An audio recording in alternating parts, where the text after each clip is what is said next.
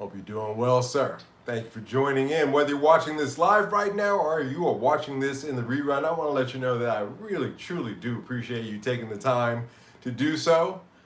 Boy, guys, it is a hot one in Amsterdam today, 32 Celsius in apartments that have no AC. So that's always cool. I've got the window here in the studio open behind me, so I will give it a try. If it gets to be too noisy, I'll have to shut it, but that means that this is not going to be a long show because it's humid. So that's just kind of the way it is. So if it gets a little noisy, guys, do let me know in the comments section, and we will make adjustments. But for right now, it seems to be okay. So let's turn some things up here. Yeah, let's start there. Okay, that's a good place to start from. All right, guys, very interesting week. God is as brown as a walnut working out in the garden this weekend. It was so hot. Well, I was out there thinking, doing my garden work, and a couple of thoughts for tonight's program came to mind. As you know, I try to do a little bit of prep for these live streams to have subjects that I think are thought-provoking at the very least, or give you a good perspective on things. So tonight we're going to dig into a couple of things that may be useful information for you. Some of these things you may know, but we will cover them nevertheless. Hey, Don Moissy. Hope you're doing well. Hope you had a good weekend. I'm boiling here. It's not so bad because I'm on the top floor, frankly, and so I've got a pretty good cross breeze going up here, actually, to tell you the truth. But yeah, seriously, hey, welcome. But it's seriously a sweltering one tonight. In the course of this week, I did a couple of things. One of them was, I don't know if I pointed this out to you guys before. Mike, how did you become an expert? Oh, believe me, I am no expert at all. One of the things that's a curse and a blessing about YouTube, starting a YouTube channel, and I've been doing mine for 4 years now, 4 years now, and one of the things about having a YouTube channel, if you're serious about it, is you'll do a lot of research on things. And of course, and you'll come across a lot of things, like a lot of guitars come through.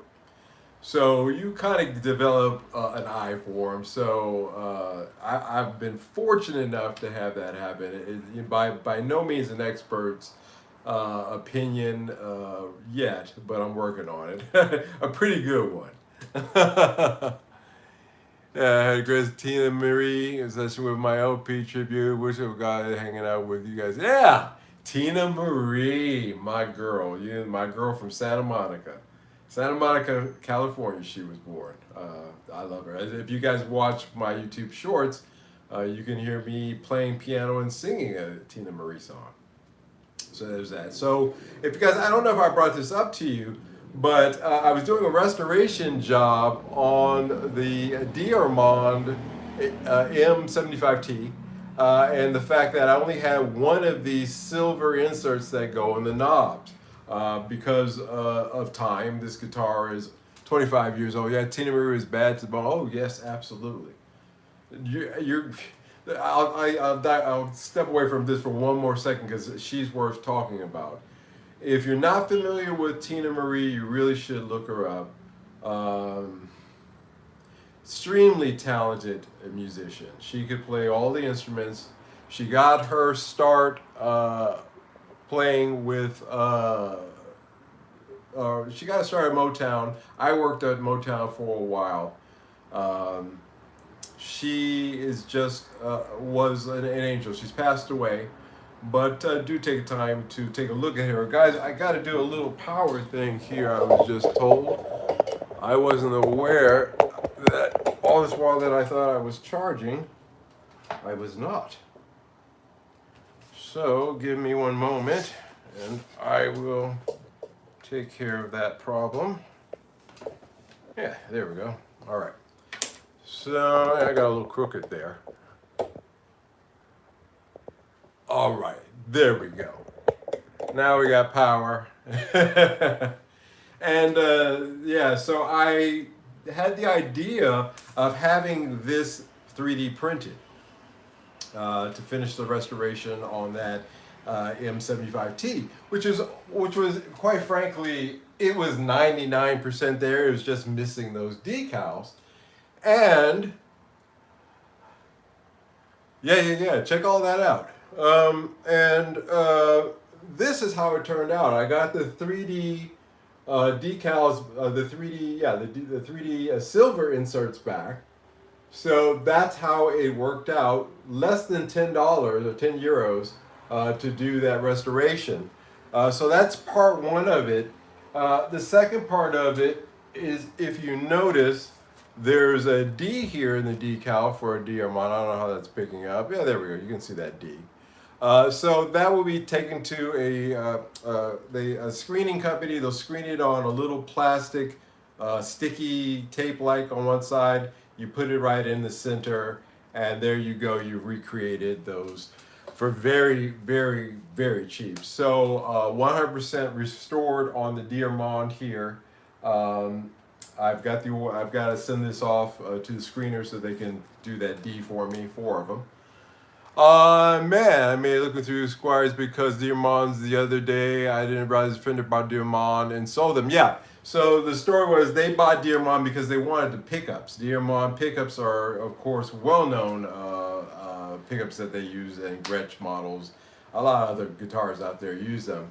But they bought it specifically because they needed those Diamond pickup branding. They wanted to bring it into the Fender home. So they had a mixed bag success with that. So that's how that turned out. But yeah, these pickups here, and it's getting back to the Diamond, these pickups, these 2K pickups were produced really just for this line that Fender, when Fender was doing these guitars 25 years ago. They are quite something. They're basically P90s. Apparently they have tons of guitar built and pay for the Cure website. Yeah. They had a mixed bag of time of it. Now these guitars, because of those pickups, because of the way that they sound, you know, guys, I'm gonna move this a little bit closer to me as well, if you don't mind. Yeah, there we go. All right. It just really has become something that a lot of people are taking notice of. They're basically P90s. They're fancy looking P90s. If you like the P90 sound, then this is something. It's somewhere between a P90 sound, I would say, and a Tele bridge sound, you know, if you know what I mean. It's quite something. And anyway, so yeah, but in the course of restoring this guitar and trying to get it 100%, as you know, I would like to try to get these back. The ones that I do invest in, I'd like to try to get them back as close to the original as possible. And I told you a few weeks ago that I was looking for a case for this, a guitar case for this guitar. Now, the original case, you're looking at a 25-year-old case for a line of guitars, specifically the M75T here, because it has the Bigsby. Again, you know, any kind of trading deals or swaps or anything of that nature was done on this guitar 15 years ago. So that's just really the reality of it. And those who have, you know, made those that deal happen where they could have the guitar in its original case together again, we're not going to let that go. And so any kind of deep search looking for one of these original cases will reveal exactly that they're just not out there, not easy to be found. So I did find an alternative case to this. It ended up being a Gretsch case, interestingly enough, because these are roughly like a 5120 Gretsch. They are similar in build, so it worked out and it fit just right. But it got me thinking about cases, and and one of the titles of tonight is Cases East versus West. And what do I mean by that? Well, when I lived in Japan, finding a guitar case was it was such an easy thing to do. In most of the major music shops, they buy cases, or they get cases through different means, and I really just had no problem if I was looking for a case when I lived in Japan. Even with TC Gaki, which is a pretty good store, one of the bigger retailers there, just a couple of months ago, they were literally giving away guitar cases. They had such an overflow of them.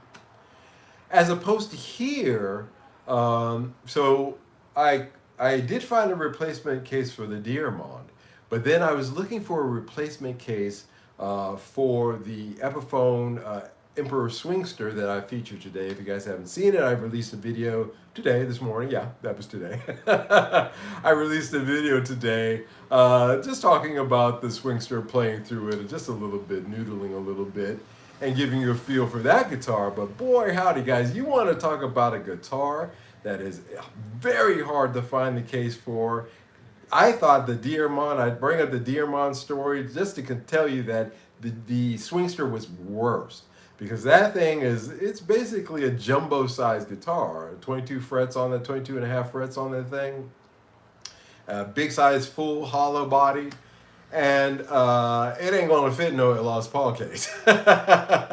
It doesn't fit in most gig bags. Hey, greetings, Anthony. Welcome, welcome. It doesn't fit in most gig bags, This thing was a monster, and I wanted to find a hard case for it. So again, just taking the dimensions and kind of measuring it out and looking around, I didn't want to buy a new one because, again, that is not the way that I want to do things with that guitar. Looking for a used case for this thing. So I went around to all of the small little mom and pop music stores here in Amsterdam last week on various days. And they're of different quality. You got some shops that are just, you could eat off the floor. Hey, hello. You could eat off the floor of them, and you got some places that are just dumps. Well, the ones that are just the dumps are the ones that I go to first. Because it looks like a rat's nest in these types of shops here, but they generally have something. If they don't have it in the room, they'll have it in storage somewhere. And such was the case, because I went to another shop.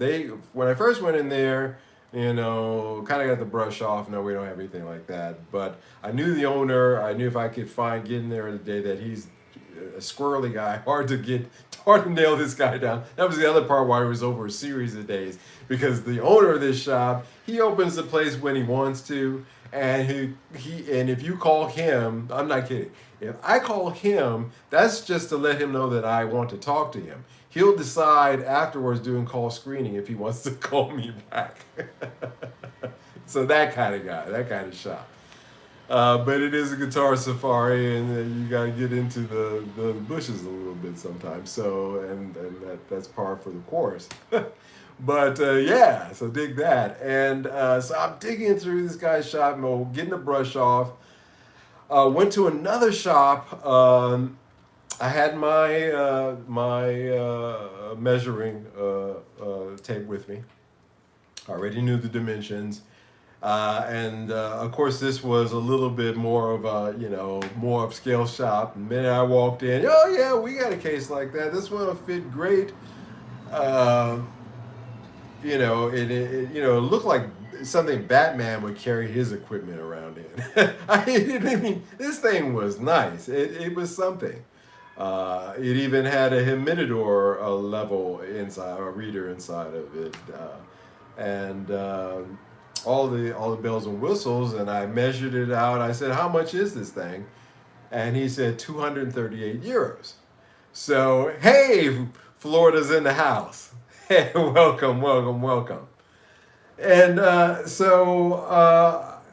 like 238 years. Now I was thinking somewhere in the neighborhood tops. Beautiful would be 60 euros. Top of the line would be 80 euros on a used case for this thing. But I was starting to realize that finding a case that was out there that somebody else already didn't have their jumbo in, another one of those situations, was going to be difficult to find. I passed on that one anyway. It didn't quite fit anyway.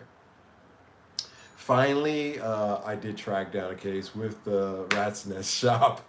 The owner showed up. He sold me a used, interestingly enough, an older Tomon case that actually fit perfectly. And believe it or not, it had also a Humidor dial in it. It's a reader, and it's very beautiful. Looks like a watch, but it basically tells you what the humidity levels are inside your case. Very nice. Older Tomon used case. Uh, uh, I, they wanted, I looked it up later, and as it turns out, I got it for about $20 cheaper than if I had it shipped.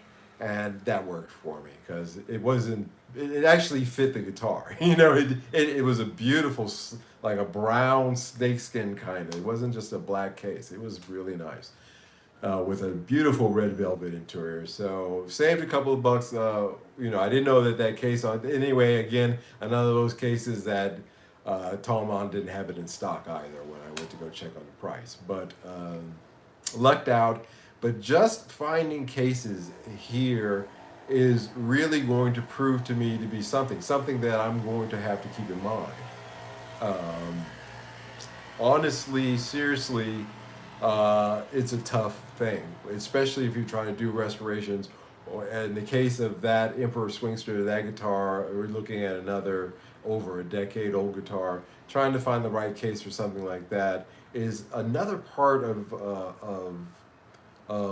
restoring guitars and dealing in guitars that I hadn't even considered. So there's your answer. No, I'm not an expert. There's something I learned something this week. I'll be the first to let you guys know. No, not an expert on this. I learned about, hey, that's 2 guitars in a row where it was a lot. I thought, I can find a case for this, no problem. No, sir. It was a problem. It was definitely an issue with both of those. Because I was coming off the mentality like I was still living in the East, still in Singapore, still in Japan. Because believe it or not, for whatever reason, I guess it's the guitar case graveyard. But they literally, and with a very minimal effort, you could probably find exactly what you're looking for. Then, and in some cases, they would give it to you if you knew the shop well. Sometimes you get it for free, or they give it to you for next to nothing. Send you in, $10. So. That was a lesson for me this week, guys. East versus West in terms of guitar cases, because I really had that kind of, even I've lived here for a while, but now that I'm doing this a little bit more seriously, I hadn't even considered it. A guitar store, resellers of used Intor guitar have killed the guitar case. I agree with that. I agree that the big retailers, you got to think about shipping costs. How much extra does that guitar case weight, translate over to what they're paying for shipping on those things? That's got to be one of the reasons I can think of off the top of my head. But again, the ease of getting and so I don't know, maybe because nobody in the West wants guitar cases anymore, they're piling up over there. That may actually be but it's been that way, guys. I remind you, I lived in Japan cumulatively for 18 years, so that's always been the case. So it's not something new recently, because believe me. Growing up in LA, I wanted a guitar case. I didn't want a soft case. And most retailers, as you know, back in the day, they sold even something like this Diamond. This thing retailed for $5.99 when it came out 25 years ago. And inflation, we're getting up into the 800s or so with this. But in any case, a little bit more than that. Yeah, roughly that. But this came with a hard case and a very nice one, and one that you're going to be hard to find. Nobody does their way to much yeah, yeah. It's I've got a stack of hard cases back here behind, literally right here behind me, and over here in the corner. And I don't mind it. I know some folks don't like hard cases because if you don't have a room or a room where you're really gonna need a room like this dedicated for that kind of thing, then yeah, man, it's a hassle. It's gonna take unless we all see those videos of the my Gretsch is a perfectly acoustic case. It's similar to the Epiphone Swingster. Yes, yeah, yeah. It needs that kind of acoustic size case. And yeah, I learned that lesson. But you see these rock stars and they open up their vaults and they have like all these hard cases, and it's such a cool thing. Or Norm. You look at Norm's videos on YouTube from out there, Norm's Guitars, Rare Guitars out there in Tarzana, in LA. And you just see that those room of hard cases, it's a cool thing. It still, to me, is like, whoa, what's in that case? What's in that case? I don't know if I would have that same feeling if they were all soft cases. What's in that soft case? What's in that soft case? It wouldn't quite have the same kind of impact on me, but I'm an older guy. Storage space, yeah, that's an issue. That's a good point. That would be an issue with that. In the East, it's about keeping a good condition that's more important. Yeah, but the rock stars, yeah, yeah, yeah. Yeah, let's not even try to do. Yeah. Rock stars, that their situation, and even them, yeah, they're getting rid of their stuff. But in the East, it's about condition. It's really about keeping your guitar in the best possible condition, and having a hard case is one of those things. It just gives you a better peace of mind than a soft case. And you can have some. I got nice soft cases. I got one right here. Is there anything in it? Nope. So I got a soft case like this, is relatively a good deal. This is the case that I use when I transfer guitars between here and Fern. I put it in here. That Swingster did not fit. that was the other reason it needed a case. So yeah, but something like that, yeah, that's great. That'll do the job, But I wouldn't rely on it to store any of my guitars in on the long term. No, absolutely not. Wouldn't do it. It's got to be in a hard case. But I have the space for it, and if you don't, then I can totally understand how that would not be a attractive deal. But again, I'm weird culturally, guys, because you spend that kind of time in that kind of environment, and when you are living in another country, you have to either adapt yourself to the culture, or it's just not going to work for you. You're automatically not going to feel comfortable. And I'm not saying that you got to completely, wuss yourself out. Correction, rock stars, yeah. Gotcha, I got you. But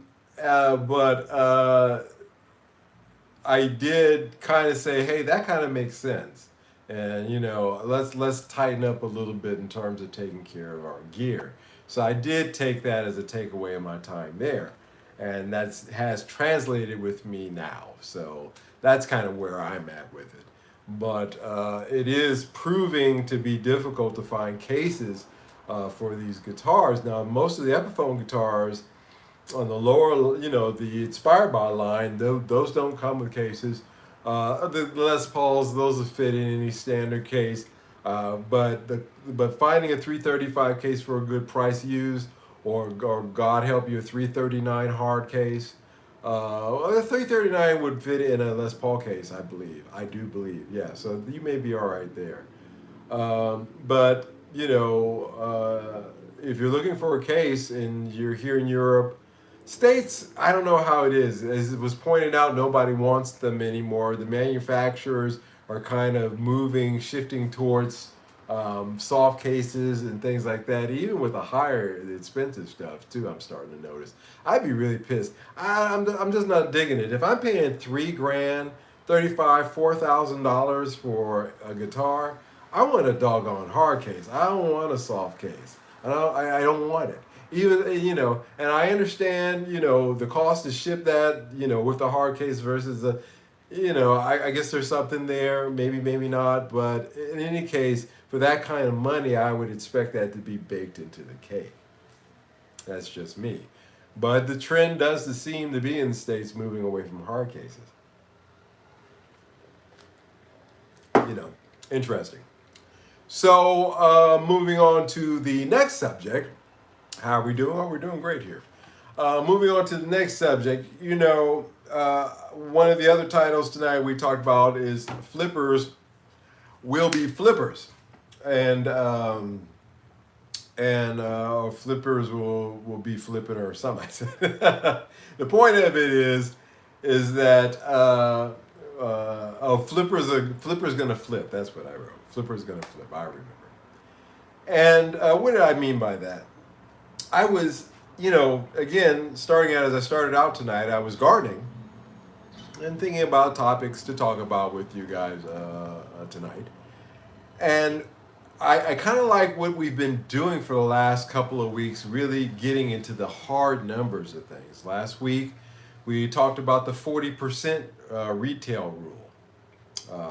For those of you who weren't here, who didn't catch that or catch this on the rerun, I'll go through that briefly. When you buy a guitar for $15.99, okay, for example, included in that is a retail markup that includes a lot of things, VATs if you have that, taxes if you have that, the money that the store has to make in order to turn a profit. A lot of stuff is baked in that $15.99. If you were to take that same guitar later to that same store or another store, they would buy it back from you, but they would buy it from you generally. This is not always the case. Again, we went through that, but just generally last week that there are exceptions. But generally, you're looking at getting a 40% reduction, which means that you get about $1,000 for that. Now, for that same guitar, when you took it in to buy it. Now, that meant that 40% has been burned off on that guitar, and that means that we've achieved a true value for that guitar now. Everybody's got their cut. Everybody got their little cut of that when you bought that guitar. We've now achieved a true value for that. Here's the price, and the zero in that you want to do is the value. So we talked about that. And we also have, applying that 40% rule, we also see that in the retail market, the used markets like Reverb and eBay and Facebook and things of that nature, that people, if we look at the price of an item that we're interested in, say that same $15.99 guitar new at the shop, we're seeing that some guys or girls out there or gals out there are trying to sell that same guitar for $14.99 or even $15.50. They're trying not to eat. So you've got the second-hander trying not to, the original buyer or trying not to eat that 40%. Nobody, when it was a guitar famine during COVID, when it was tough to have guitars in stocks with the retailers, and if you were a seller then like I was, boy, how do you made out like I made out so good. I made out very good during COVID selling guitars because there was a shortage, and nobody cared about that, eating that 40%, or taking that on because there was a demand. Now the coin is flipped. Recession, tightening of wallets, overstocking, buying too many guitars during that time, and needing cash and other issues have a glut. Quite frankly, now there's a glut in the guitar market. There's with the retailers, they have a lot of stuff that's just sitting there. Uh, Not the Guitar Center. The Guitar Center is like the Indiana Jones Temple of Doom of shops. Apparently, when you walk in there, there's cobwebs you have to go through. You need a torch. From the stories that you guys have been telling me and I've been reading, and that's a pretty sorry. Depending upon which one you go to, it's a pretty sorry thing. But they have an over glut of guitars too.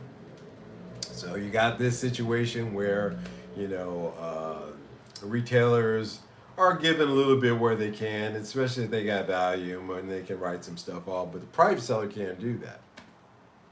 So I thought to myself, well, you know, let's look at the numbers out there this week. We were looking at the numbers before, the 40% rule, and how that applied to buying stuff, and looking at pedals and how the pedal market is really off the chain. People are really, really, really insane with the prices that they're asking on guitar pedals these days.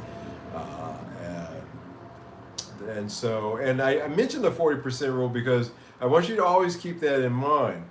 If you are a flipper, because flipper's gonna flip, and you're buying in, you know that 40%, your thing is, your markup there is trying to find a sweet spot where you can get it at a good price, but you can make a little margin on something, or a lot, depending upon it. But I thought about that, you know, from that viewpoint. If I was a flipper, you know, I don't really consider myself to be a flipper because I don't flip things. But if I wanted to do that kind of quick turnaround on stuff right now, this is just got to be hurting you. You really got to be in a position right now. If you're a flipper, you're hurting because nobody wants to give you anything. They don't want to give you any of that meat. It's all bone. There is no sinew, nothing, you know, in terms of the resale market out there. But I thought to myself, well, what numbers could we look at this week? Well, let's look at some numbers. Now, these are just number of listings based on basic search entry on Reverb. So I thought, let's look at what are the numbers of available guitars out there on the market actually with some of these makes, and how realistic do these people, you know, who don't want to, you know, how long can they hold on with these kind of numbers in terms of what's available out there? Now, just with Fender Stratocasters, for example.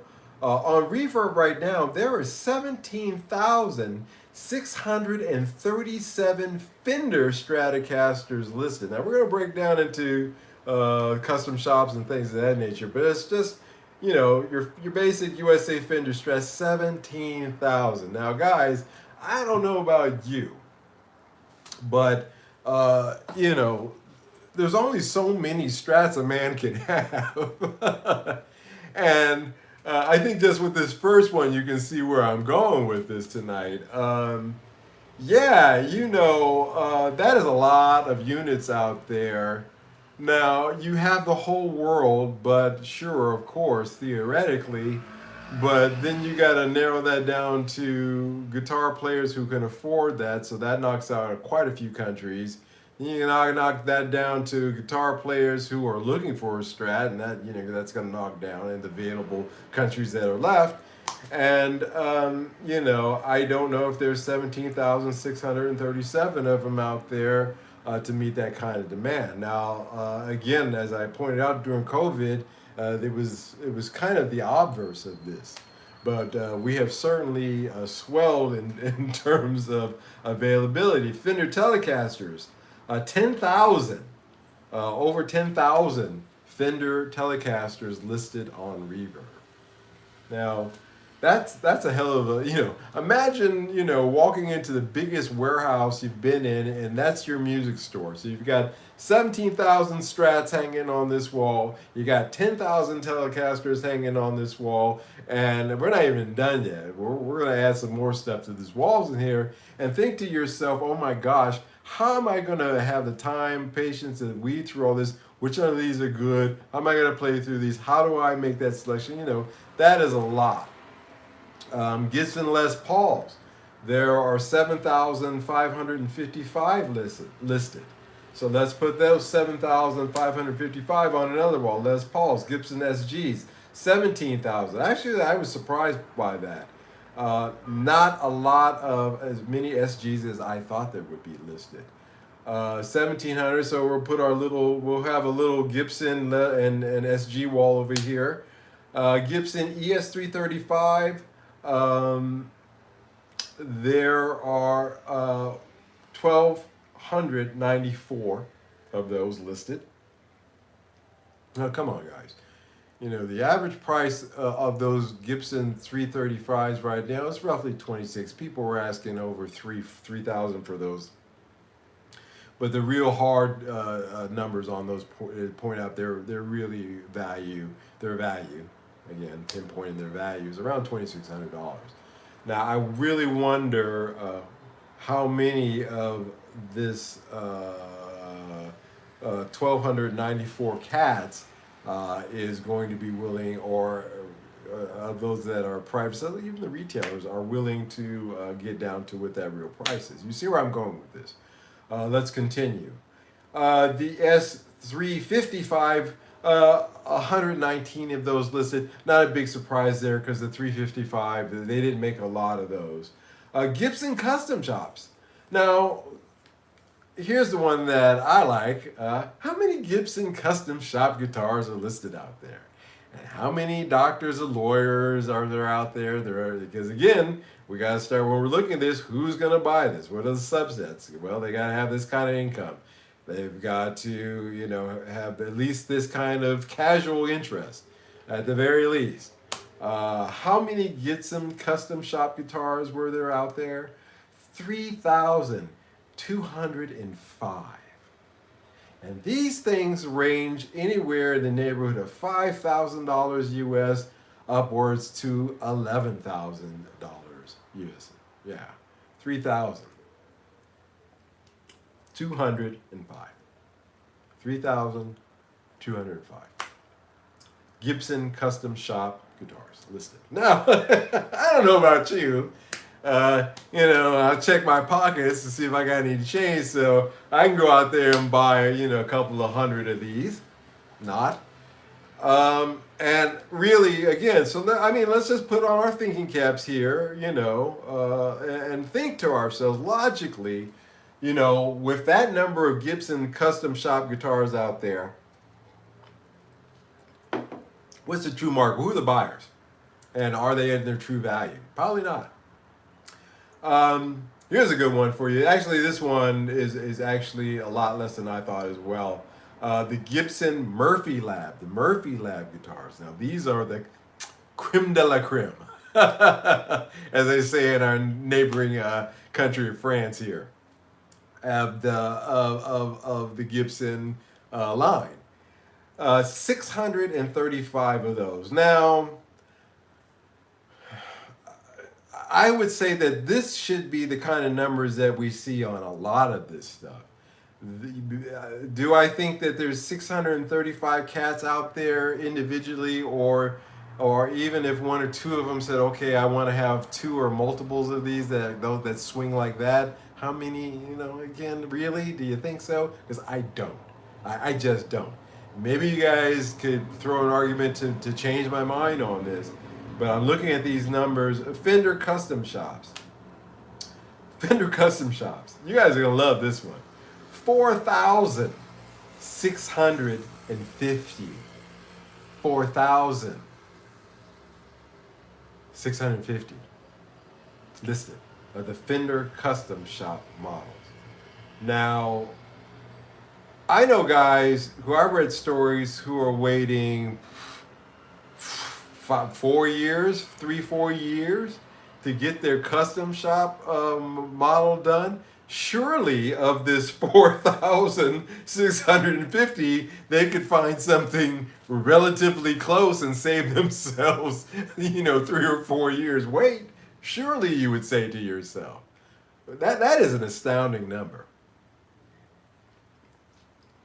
Have you guys ever looked at this? Have you ever looked at these numbers and sat back and thought to yourself, wow, that is quite an inventory of these guitars available for sale on Reverb. And then I said, well, let's look at an off one. Let's look at an off one. Rickenbacker guitars. Of all models of Rickenbacker guitars, there's only 767 listed. And again, fair enough. Again, much like with the Gibson Murphy Labs, I guess between these two, these are the 635. These are the numbers that I think that are high, but I think that they are a reasonable amount of inventory to be out there. When you start getting into the 17,637 Fender Strats that are out there, and you think that on the Reverb market listed as used, some retailers in there, but mostly used, you think to yourself, my gosh. Well, I even go so far as to say maybe 40, 60 on that. You say to yourself, my gosh, something's got to give. You got this kind of inventory out there, but you've got people who don't want to eat that 40%. So what happens? What happens when cold air hits warm air? So it's astounding, these numbers. And when I sat down, and did the search on that, I was blown away. And I thought you would be as well. That's a lot of inventory, and I just don't see demand out there being to meet this kind of inventory. And if you're a flipper and you're looking for flipping in this kind of you got a lot of stuff out there to choose from, I suppose, but very few people are putting it a price that really works if you're in that kind of a thing.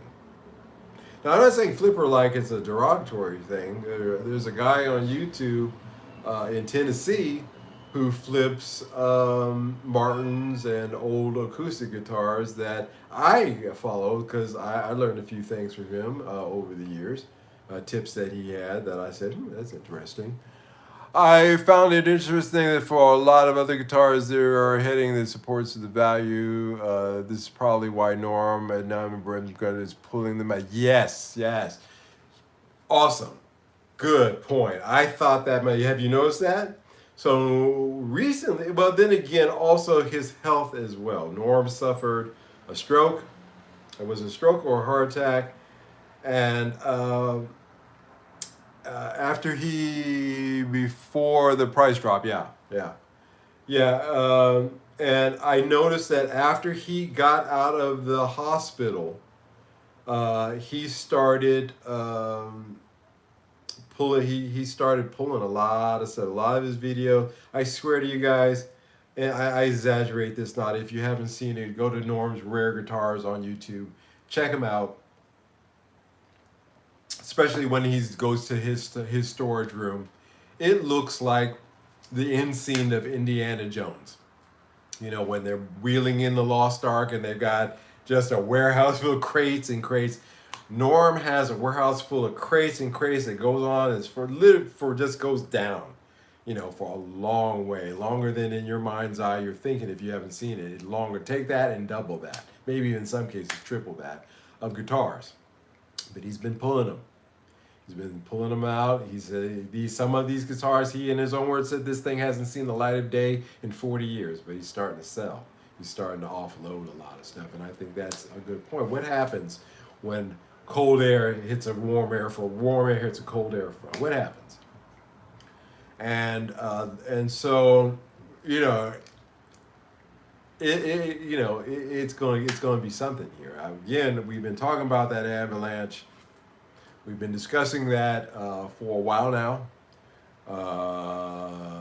quite a while now, and we're starting to see how it's starting to come together. I'm merely reporting on looking at these things and reporting how this warm air front is going to hit this cold air front, and so an amazing amount of units out there available, and I just don't see the buyers out there. And before the dollar completely crashes, well, Ben, I just don't know anymore. I, hell, I wrote a song, "The Rabbit Hole." Go listen to it's on my channel. Listen to my last album, Asanoki, Down the Rabbit Hole. That song is about that kind of thing. It's all an allegory, but where the world is going in terms of economics, we have to keep in mind. I can't take a direct flight from here to Japan the way that I used to because of the war in Russia. So that's affecting plane routes. The Ukraine war, it's affecting the routes of planes. So, everything, the butterfly effect of how things, affect other things, getting it down to our tiny little world of musical equipment, inflation, certainly we're seeing is rearing its ugly head. Like I said, I was reporting last week on the $500 guitar pedal, and how, frankly, 10 years ago, that it was the opposite. It was the dawning of the micro cheap pedals. People must stop thinking about all the needs that give power to our words give power. Yeah, I got you on that. We'll get into that. That's more of a metaphysical discussion, but I got you on that. But that was a time when these mini pedals were being produced, and they could be produced at that time at an incredible price because the components were cheap and plentiful. Global economic, global tensions have changed that marketplace from that time to now, where we're now in the age of the $500 pedal, because I've been thinking about it. It's frankly more economically feasible for them to start producing these more expensive pedals. Are they the bee's knees? Are they going to make you into, the next Jimi Hendrix? No, not at all. You know, uh, you know, it gets back to the "I'm good" kind of thing.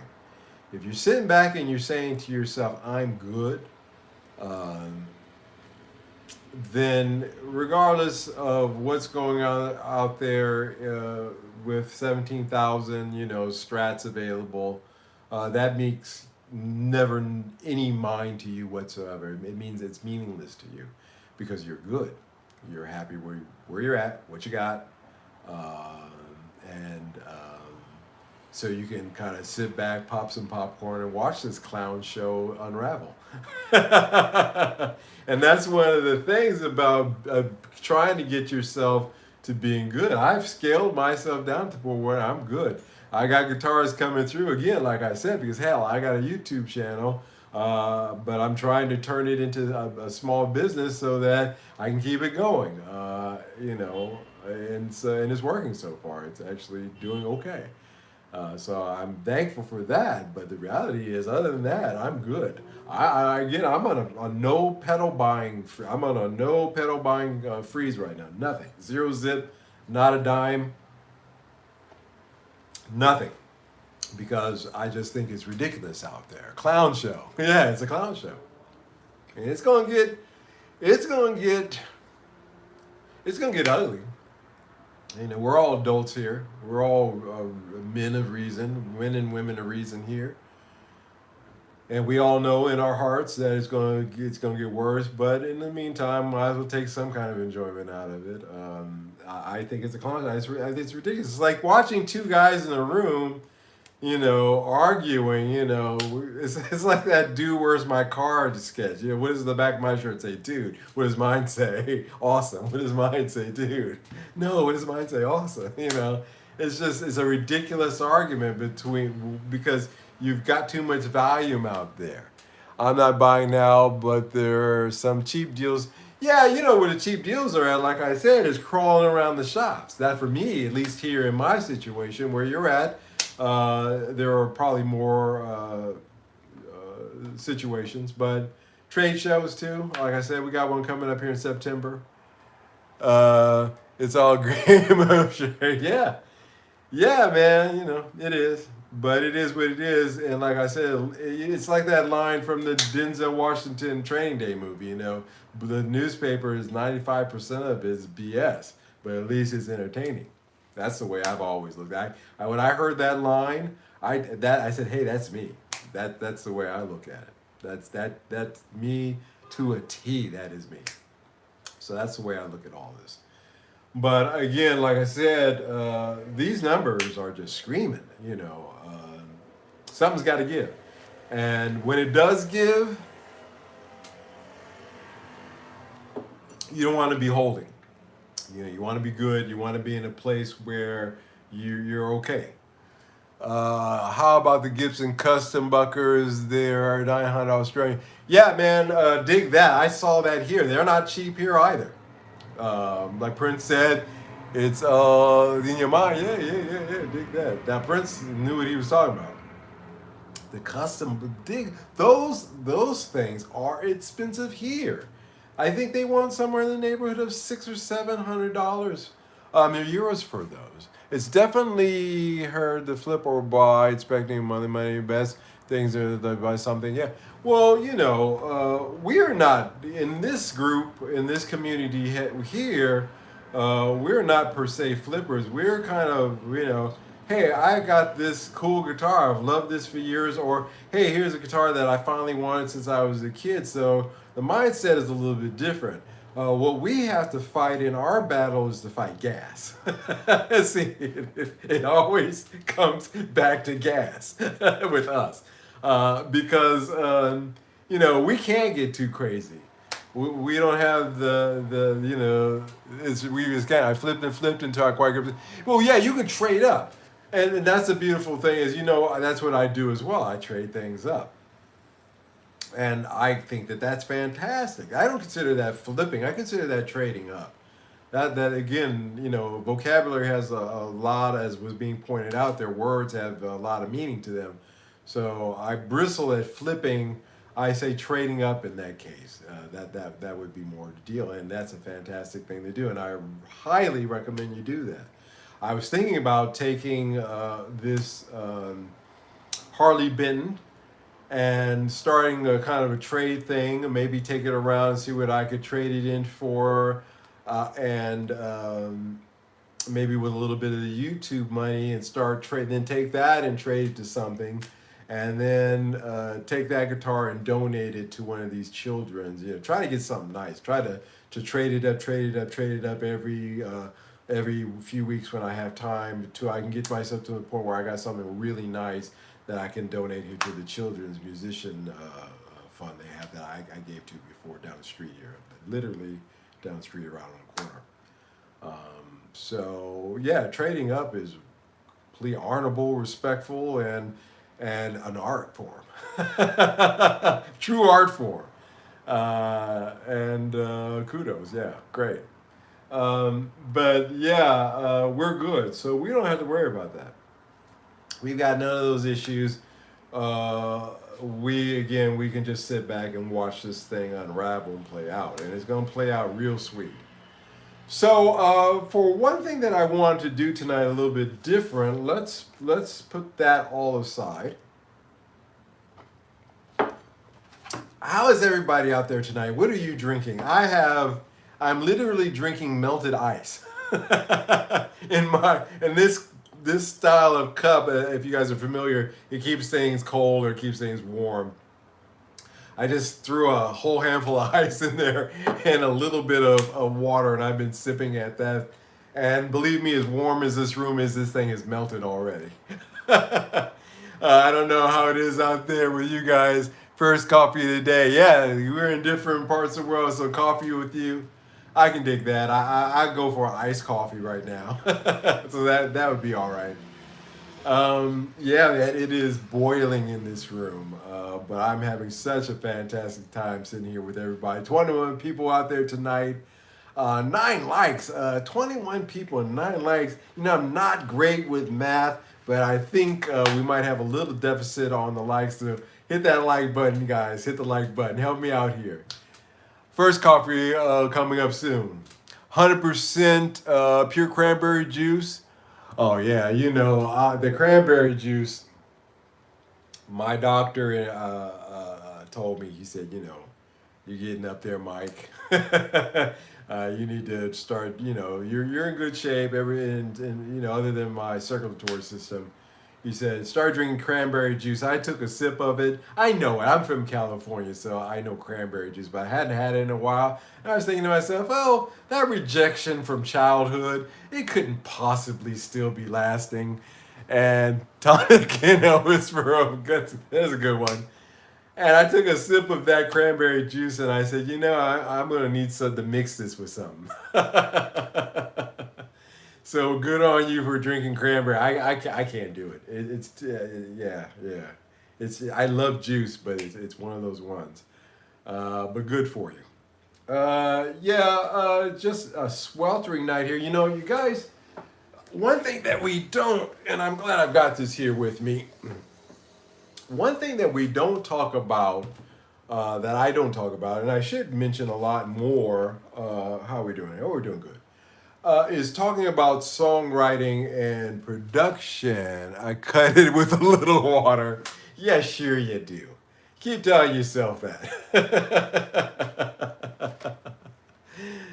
Oh, well, I went to a neighbor's house.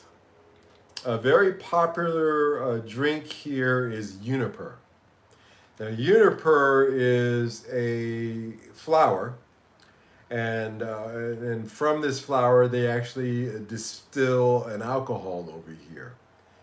And it's kind of like mixing moonshine with rocket fuel.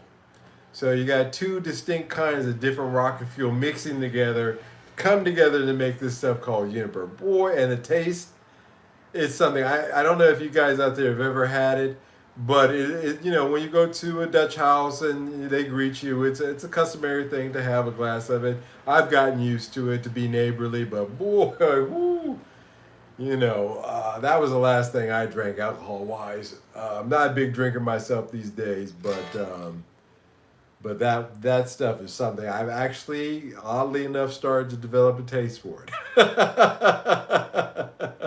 Not cranberry juice, but the Juniper, yeah. Guys, I don't talk about, you know, a question was asked a couple of live streams back. I just want to take 5 minutes before we wrap things up tonight. Reminds me of everyone drinking up in Greece everywhere all day. Oh, yeah. But in Greece, what is it? What is that? I forget. What is it they love to drink? It'll come to me. I had some of that too when I was there. And let me say, yeah, that's an interesting one. Yeah, Ouzo. That's interesting, Jude. That one, yeah, that one wasn't great.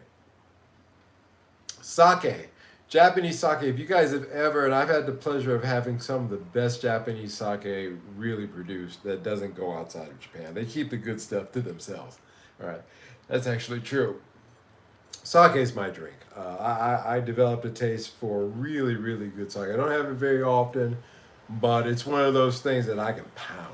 And it'll creep up on you. Especially in the winter time. You can warm sake up, and on a cold night and drinking a warm sake, it's really something. It's something, you know. So that's my poison. Songwriting. So it was asked of me to talk about inspiration in writing songs. And For me, I kind of said, well, sometimes I'll come up with the music first and then I'll come up with a lyric. Or sometimes I'll be in a situation where the lyric will write itself. What is ouzo? Vodka or liquor? Ouzo is a liquor. It's a liquor. It's because it's distilled. It's a liquor. Don't know what it's distilled from. Probably old car batteries, I'm thinking, from the taste. It just wasn't for me. It had a distinct taste of old car battery to it. Uzu is like licorice liquor made from, yeah, anise. Yeah, yeah, okay, that makes sense. It's weird. Um, there's a bar. No problem. Thanks, fellas, from me too. There's a bar called Dantana's in L.A., and that was the very first time I had absinthe. I had read about absinthe in college as an English major, reading novels like The Sun Also Rises. That plays a big role in that book. And I always wanted to try absinthe. So I was at Dantana's and I tried absinthe. That is also an anise, I believe, based liquor as well. And it blew my socks off. I need to give it. It blew my socks off. That was a drink. It puts ouzo in the dust in terms of it'll straighten the creases in your pants.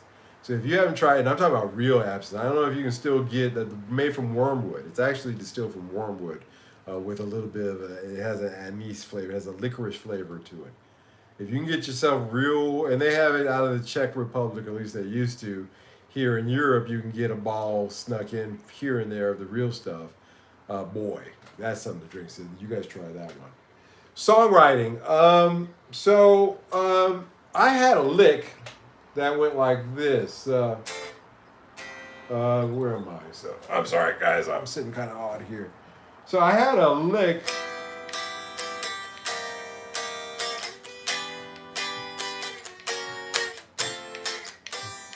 I had that lick, and I was just playing around with it. I was kind of thinking about J-pop and the way that their chord structures and how they play.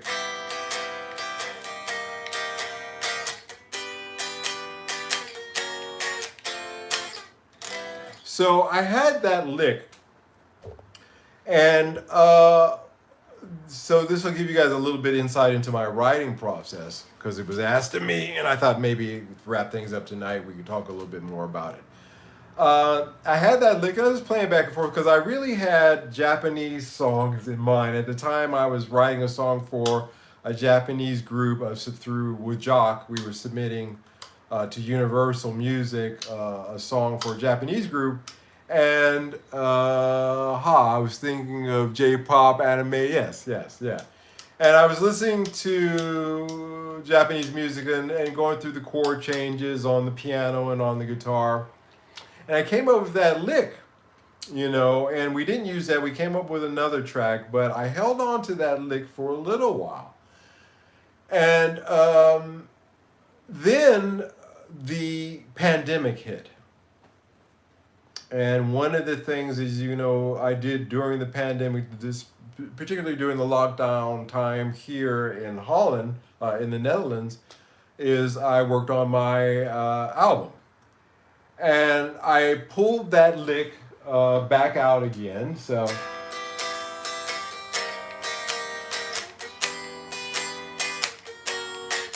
Right? So I pulled that out. And I was doing a writing session, and I had a lyric for a song called Mr. Sun. Mr. Sun, won't you come out today? I've been stuck inside, need your light on my face. Because that's what we were going through during the lockdown. We had to stay indoors. And so I had that little bit of a lyric, and I kind of said, okay, where key am I in here, and where would I start something like that? and I came up with this lick.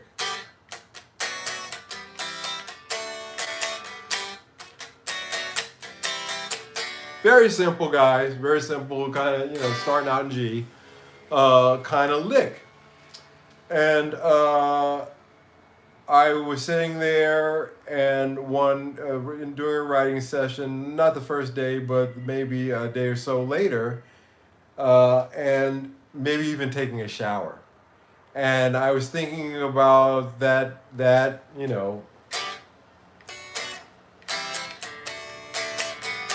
and the Mr. Sun lyric, and it came together. So, Mr. Sun, won't you come out to play? I've been stuck inside, need your light on my face. Right, so I put the two of those together. And okay, I said to myself, that's catchy. That's the way to start it out. It's got a bouncy. I wanted something happy because the subject matter was about getting out under the sun and getting that kind of something that we were deprived of during that time. Putting it together was guys who play somebody, the guy who makes you. Thank you. And and then I had that kind of Asian-y kind of J-pop lick, and I put them together. So Mr. Sun.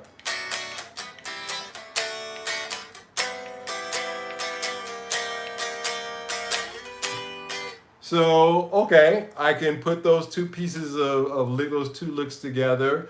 I got a first little piece of a lyric for the first verse. So this part right here can be, my bridge. So, okay, now I've got the piece of music for bridge. So, which came out to, though the world around me seems to have gone mad, life around me's torn away and I'm sad.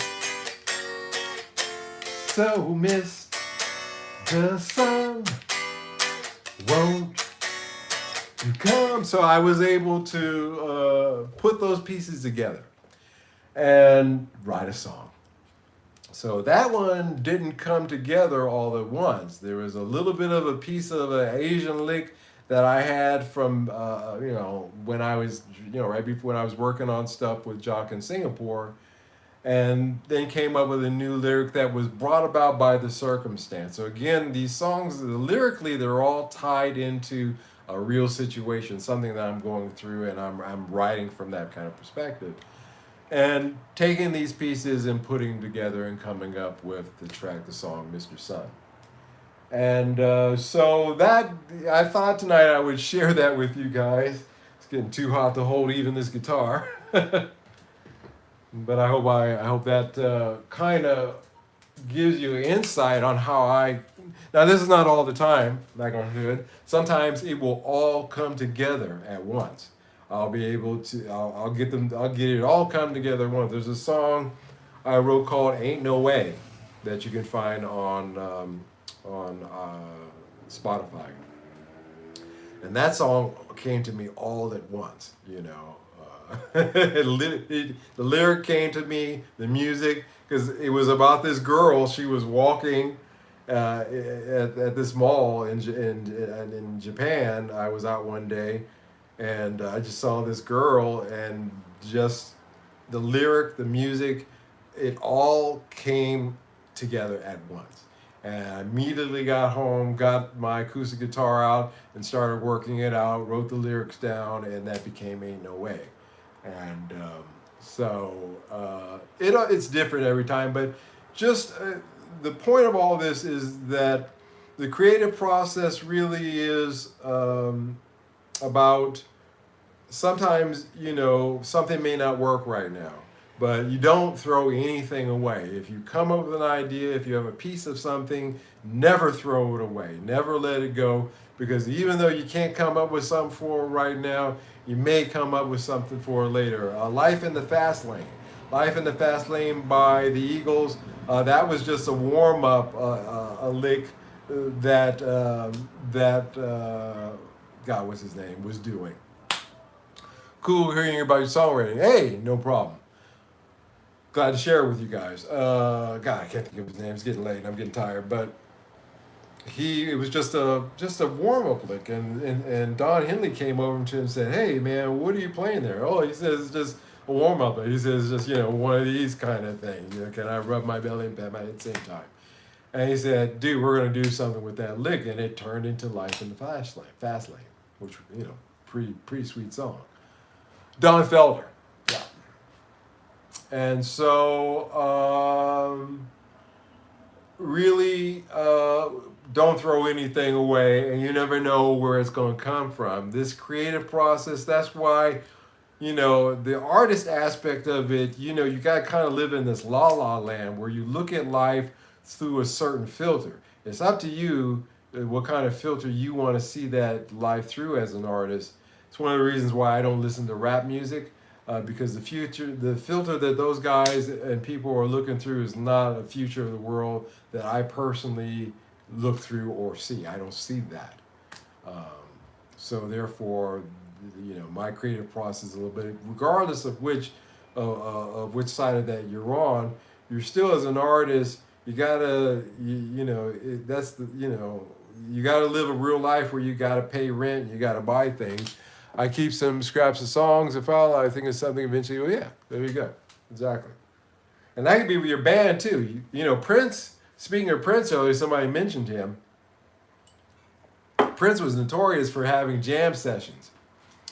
Sweet Child of Mine, yeah. Another thing with Sweet Child, yeah. Again, little pieces, little licks that turn into fantastic songs. Prince used to have jam sessions for hours and hours, and people would write, come up with tracks and songs, and he would take those pieces and it would become a Prince song. So, I don't know, you can debate on how cool or not that is on his part of a thing to do. But again, in a band situation, you can have that as well. Don't throw anything away.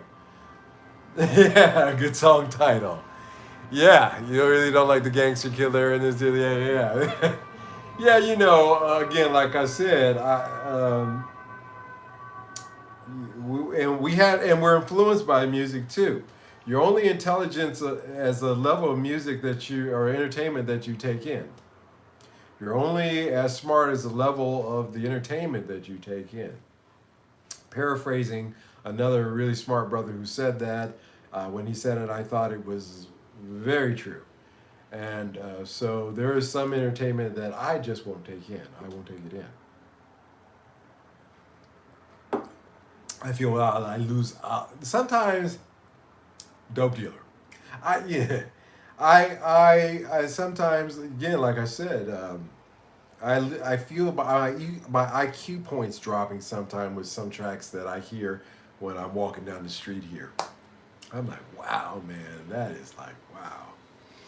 But, courses for courses, as we say. All right, guys, I just wanted to share that little bit with you about songwriting there in the end, because I'm supposed to be a channel that talks about that aspect of things too. But I very rarely do bring it up, so I thought I would, that writing process. And when we finally get the album together here, you hear how that turned out. Now, that's a whole production I did on it. My IQ drops. It's just bad body. Yeah.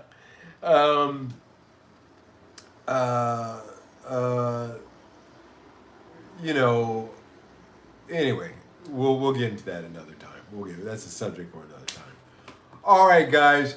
This week, I don't know what is coming up visually. When am I going to film? Probably it is, now that I got the restoration done on this Diormand, pretty much, so I think we'll cover that, and we'll talk about that a bit this week. First of the month is coming up next weekend, so that means we'll be doing something with Jock. Thank you, Ben. I appreciate it. Take care of yourself. So we'll be doing probably something with Jock. So yeah, that'll be coming up.